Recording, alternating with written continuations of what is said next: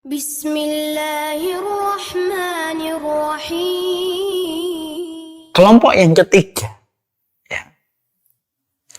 yaitu adalah mereka yang ketika mengucapkan waqalu law kunna nasma'u wa na'qilu ma kunna fi ashabis sa'ir. Yang ketiga para ulama adalah orang yang mereka lebih parah daripada yang kedua. Orang yang mereka sejatinya notabene-nya tetap mengaku dirinya muslim, tetapi mereka betul-betul lebih memilih dosa dan lebih memilih kemaksiatan daripada peringatan-peringatan yang Allah turunkan. Lalu mereka membuat olok-olokan, bulian kepada mereka yang senantiasa taat kepada Allah.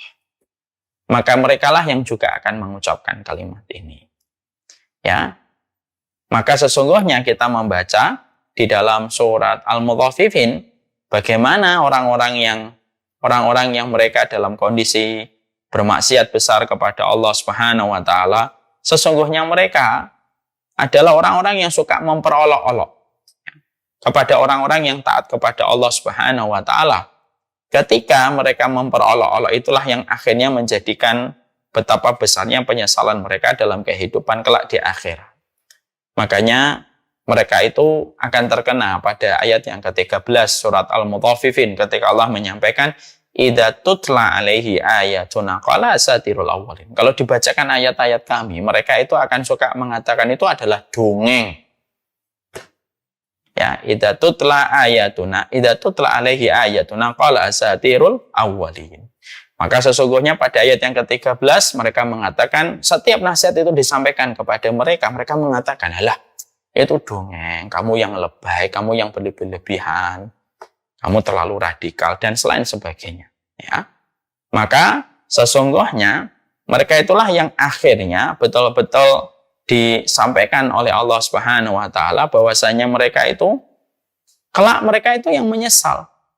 Lalu Allah sampaikan kelanjutannya dari orang-orang yang tadi Allah sebutkan pada ayat yang ke-13, yaitu ketika kita mendapati ayat yang ke-30 dalam surat Al-Mutaffifin. Ketika di dalam surat Al-Mutaffifin ayat yang ke-30 Allah berfirman, wa idza marru bihim yataghamazun. Orang-orang itu tuh kalau dilewatin sama orang-orang yang berbuat baik sama mereka itu apa? Yataghamazun. Mereka tuh suka mengedip-ngedipkan mata mereka. Artinya, yataghamaz itu tidak selalu harus identik dengan mata, tapi terkadang dengan gestur tubuh untuk memberi isyarat di antara mereka untuk membuli orang yang sedang melakukan ketaatan. Kadang-kadang ya dengan mata, kadang-kadang dengan isyarat suara, kadang-kadang dengan isyarat tubuh seperti ketika mereka memincingkan mata mereka. Itu wa idza marru bihim yataghamazun.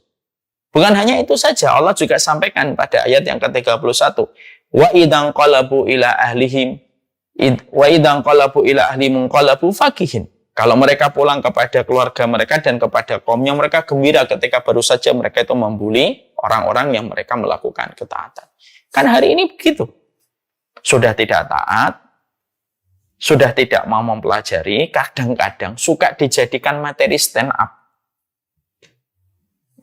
Ya, tidak apa-apalah kalau memang mau untuk stand up, tidak ada apa-apa. Cuma kan stand up itu kan bagaimanapun kalau materi bercanda itu tetap ada frame-nya. Segala sesuatu itu ada batasannya.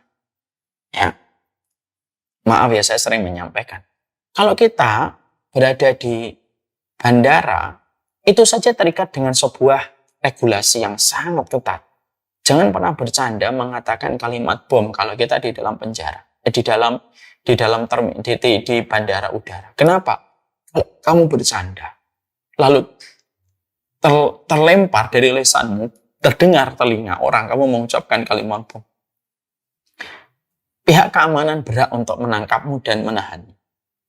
Walaupun dia bisa berkelah, saya hanya bercanda.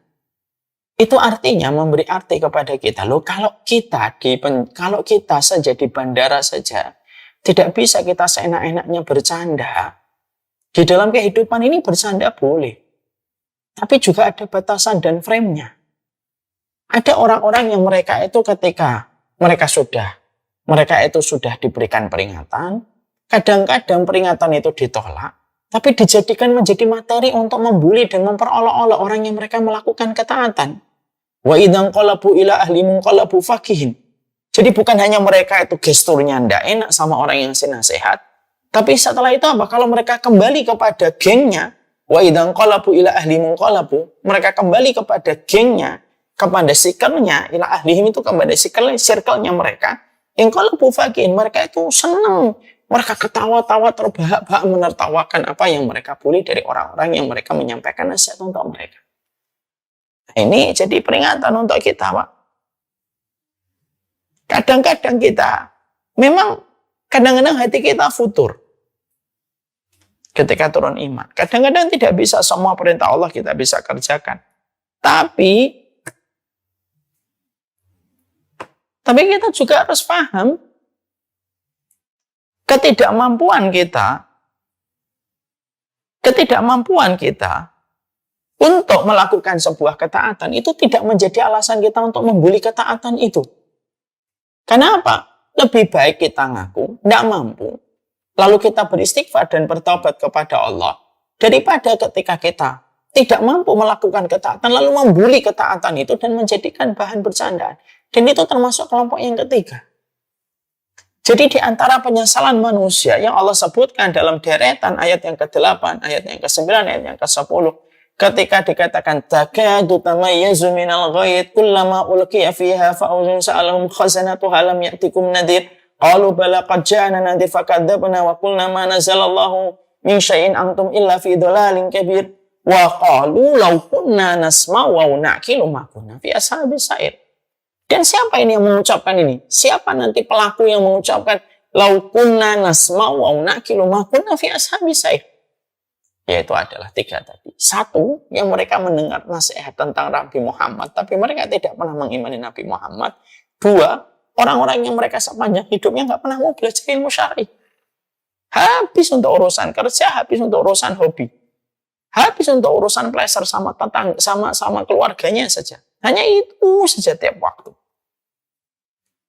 Dan yang ketiga adalah orang yang mereka menolak sebuah peringatan dan menjadikan peringatan itu menjadi olok-olokan dan bulian. Dan mereka senang, ketawa terbahak-bahak kalau sudah mengadakan perkara itu ketika habis mendiskreditkan dan memojokkan orang yang memberi peringatan. Nah, inilah yang menjadikan kita akhirnya memahami betul. Ini termasuk salah satu perkara yang kita harus mengerti. Yang berikutnya, penyesalan manusia yang kelima. Itu yang kelima. Yang keenam. Penyesalan manusia itu adalah ketika mereka begitu pelit mengeluarkan zakat dan infak. Ini termasuk salah satu penyesalan. Kalau ini sudah sering dibahas oleh banyak ustadz, oleh banyak khatib. Ja'far.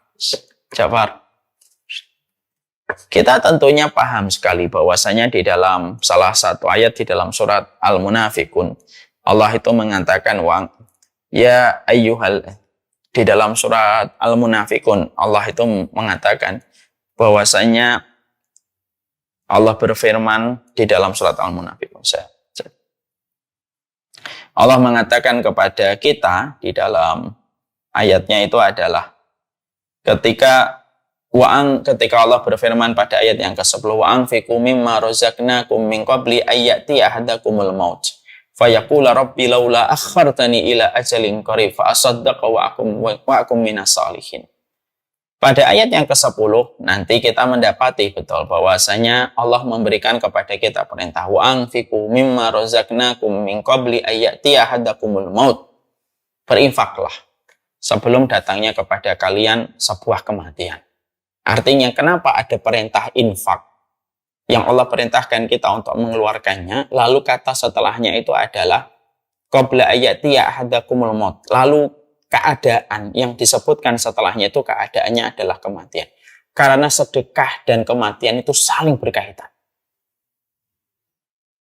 Allah menyebutkan wa anfiqu mimma razaqnakum min qabli ayati ahadakumul maut. Disebutkan kata infak, lalu disebutkan kondisi yang paling dekat setelah menyebutkan perintah untuk infak, yaitu menerangkan kondisi kematian. Karena mati dan infak itu tidak bisa dipisahkan. Karena mati itu lapang dengan infakmu dan mati itu sempit dengan bakhil dan pelitmu. Masya Allah. Maka dikatakan fayaqula rabbi laula akhartani ila ajalin qarib fa asaddaqa wa akum minas salihin. Maka sesungguhnya tidaklah ada ucapan yang sampai Allah abadikan begitu nyata ketika manusia itu mati, ketika mereka nanti di hadapan Allah, ketika mereka melihat Allah, kecuali mereka fayaqula rabbi laula akhartani ila ajalin qarib fa asaddaqa wa akum minas salihin. Maka sesungguhnya langsung mereka itu berkata, ya Allah, cobalah engkau akhirkan sebentar saja ajalku ini, lalu aku mampu untuk bersedekah dan pastilah aku menjadi orang yang saleh. Dan maaf ya, mari ibu dan bapak buka surat Al-Munafikun ayat yang ke-10. Di situ ada dua penyesalan sekaligus.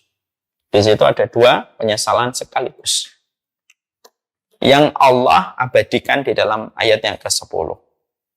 Saya ulang kembali. Wa anfiqu mimma razaqnakum min qabli ayatiya hadakumul maut wa yaqula rabbi laula akhartani ila ajalin qarib fa asaddaqa wa akum minas salihin. Yang pertama, penyesalan mereka itu fa asaddaqa, supaya saya bisa sedekah. Yang kedua, wa akum minas salihin, dan supaya saya menjadi orang yang salih. Yang disebutkan pertama, karena penyebutan pertama itu menunjukkan prioritas. Bapak nih misalkan punya anak banyak, lalu bapak ditanya salah satu, mana anak yang paling ini? Bapak sebutkan yang pertama. Penyebutan pertama itu selalu lebih prioritas. Caleg itu nomor satu lebih prioritas biasanya. Ya, biasanya nomor satu mendapatkan caleg nomor urut satu itu biasanya ya lumayan ke posisinya dia. Nomor satu disebutkan. Maka yang disebutkan di antara dua, permohonan yang ada pada ayat ini, yaitu adalah fa'asaddaqa. Disebutkan kata sedekah dulu, wa akum minas salihin, dan menjadi orang solih. Bisa nggak ayatnya ditampilkan? Maka fa'asaddaqa, sedekah dulu, baru kemudian solih. Nah, ini ayatnya. Di sini ya. Ini ayatnya. Maka disebutkan kata fa'asaddaqa wa akum minas salihin. Kenapa disebutkan fa'asaddaqa dulu? Baru setelahnya itu adalah minas salihin. Karena sedekah itu luar biasa dampaknya, yang betul-betul membawa kebaikan pada urusan barzahmu itu sedekah. Syukran,